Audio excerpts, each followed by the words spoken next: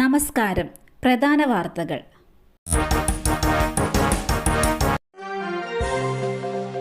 Arch bishop Mar George കൂവക്കാടിന്റെ കർദിനാൾ സ്ഥാനാരോഹണം ഇന്ന്. Archbishop Mar George Koovakad കർദിനാൾ പദവിയിലേക്ക് ഉയർത്തപ്പെടുന്ന ചടങ്ങ് ഇന്ന് വത്തിക്കാനിൽ. കർദിനാൾ പദവിയിലേക്ക് നേരിട്ട് ഉയർത്തപ്പെടുന്ന ആദ്യ ഇന്ത്യൻ വൈദികനെന്ന പെരുമയും അദ്ദേഹത്തിന് സ്വന്തമാകും. ഇന്ന് ഇന്ത്യൻ സമയം രാത്രി 8:30 മുതലാണ് സ്ഥാനാരോഹണ ചടങ്ങുകൾ. വത്തിക്കാനിലെ സെന്റ് പീറ്റേഴ്സ് ബസലിക്കയിലാണ് ചടങ്ങുകൾ. ഫ്രാൻസിസ് മാർപ്പാപ്പ മുഖ്യ കാർമ്മികത്വം വഹിക്കും. ഇദ്ദേഹത്തിനൊപ്പം മറ്റ് 20 പേരെയും കർദിനാൾ പദവിയിലേക്ക് ഉയർത്തും.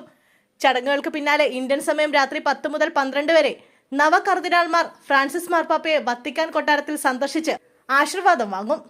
നാളെ ഇന്ത്യൻ സമയം ഉച്ചയ്ക്ക് 2 മുതൽ പുതിയ കർദിനാൾമാർ ഫ്രാൻസിസ് മാർപ്പാപ്പയ്ക്കൊപ്പം സെന്റ് പീറ്റേഴ്സ് ബസലിക്കയിൽ കുർബാന അർപ്പിക്കും. മടയിൽ കയറി ഒറ്റയാന്റെ ആക്രമണം. ആനത്താവളത്തിൽ കുങ്കിയാനയെ കുത്തിവീഴ്ത്തി. കുങ്കിയാനയെ കാട്ടാൻ ആക്രമിച്ചു. ധോണിയിലെ അഗസ്ത്യൻ എന്ന കുങ്കിയാനയാണ് കാട്ടാൻ ആക്രമിച്ചത്. ഫോറസ്റ്റ് ക്യാമ്പിൽ വെച്ചാണ് കാട്ടാന കുങ്കിയാനയെ ആക്രമിച്ചത്. കാട്ടാനയുടെ കുത്തേറ്റ് കഴുത്തിന് പരിക്കേറ്റ കുങ്കിയാനയ്ക്ക് ചികിത്സ ആരംഭിച്ചു. പാലക്കാട് ധോണി ആനത്താവളത്തിലാണ് സംഭവം. സോളാർ വെയിൽ തകർത്ത് ക്യാമ്പിനകത്ത് കയറിയ ഒറ്റയാൻ അഗസ്ത്യനെ കുത്തിവീഴ്ത്തുകയായിരുന്നു. മതപ്പാടുള്ള ഒറ്റയാനാണ് ആക്രമണം നടത്തുന്നതെന്നും പ്രതിരോധം തീർത്തിട്ടുണ്ടെന്നും വനം വകുപ്പ് അറിയിച്ചു. രാസലായനി അകത്തു ചെന്നു. 3 മാസം പ്രായമായ കുഞ്ഞിന് ദാരുണാന്ത്യം.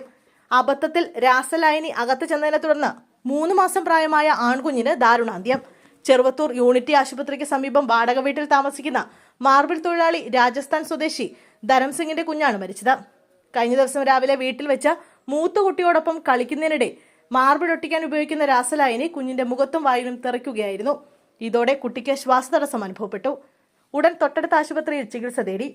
തുടർന്ന് കണ്ണൂർ ഗവൺമെന്റ് മെഡിക്കൽ കോളേജ് ആശുപത്രിയിൽ പ്രവേശിപ്പിച്ചെങ്കിലും പുലർച്ചെയോടെ മരിക്കുകയായിരുന്നു.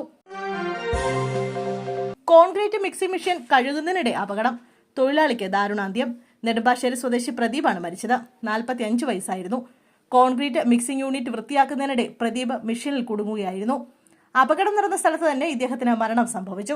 കോൺക്രീറ്റ് ജോലികൾ പൂർത്തിയായ ശേഷം വൃത്തിയാക്കാനായി മെഷീൻ പ്രവർത്തിപ്പിച്ചുകൊണ്ട് കഴുകാൻ ശ്രമിക്കുന്നതിനിടെയായിരുന്നു അപകടം.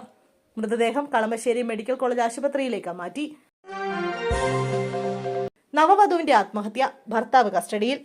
പാലോട് ഇളവട്ടത്ത് ഭർതൃഗൃഹത്തിൽ നവവധു ആത്മഹത്യ ചെയ്ത സംഭവത്തിൽ ഭർത്താവ് അഭിജിത്ത് കസ്റ്റഡിയിൽ.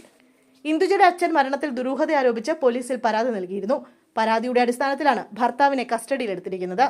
വിവാഹം കഴിഞ്ഞ 3 മാസം മാത്രമേ ആയിരുന്നുള്ളൂ. അതിനിടയിലാണ് യുവതിയെ മരിച്ച നിലയിൽ കണ്ടെത്തുന്നത്. നേരത്തെ മകളുടെ മരണത്തിൽ ദുരൂഹത ആരോപിച്ച് കുടുംബം രംഗത്തെത്തിയിരുന്നു.